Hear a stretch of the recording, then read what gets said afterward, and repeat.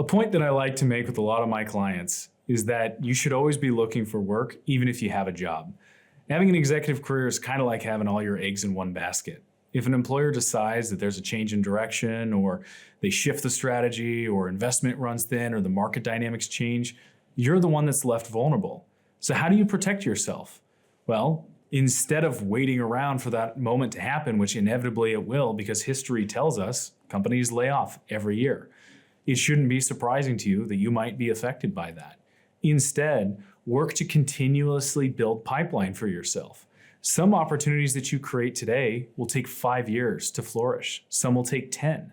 The idea is that you set opportunities that might take a long time to come to fruition, but you keep nurturing those deals over time simply to protect yourself in case of any difficulties that come ahead. The best way to do that is to follow our KPIs metric and tone it down.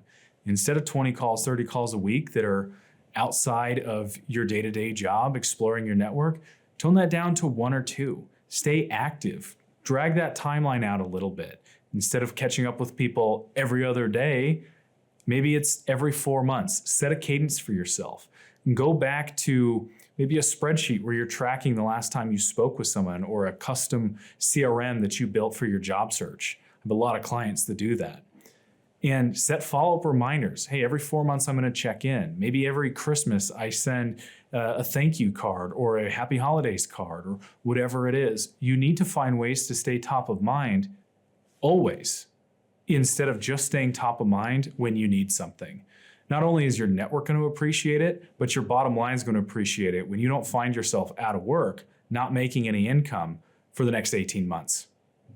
If there's one thing that I'd like to leave you with, again, after thousands of client experiences, I've digested, I've tried to understand what sets people apart.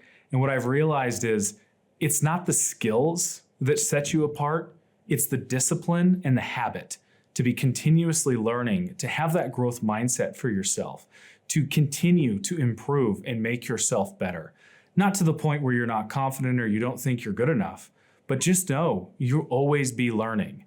With how fast the market moves, if you take any time to be stagnant or relax, you're simply going to lose ground.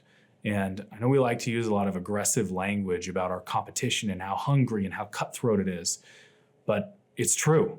I mean, in this market, somebody's going to replace you, and that's inevitable.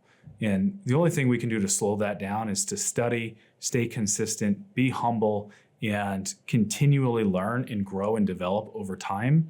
If you build that habit and that muscle, it doesn't mean you have to do it 10 hours a day.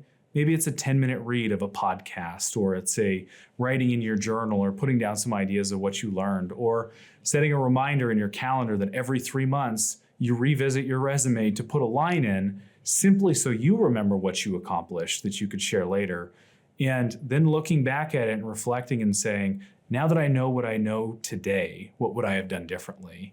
And what could I learn in the future that's going to make all of this easier later? So remember, winners don't make excuses when the other side plays the game. And I hope the tips we talked about today helps level the playing field for you so that you can accelerate your career to the next level. Thank you for joining us.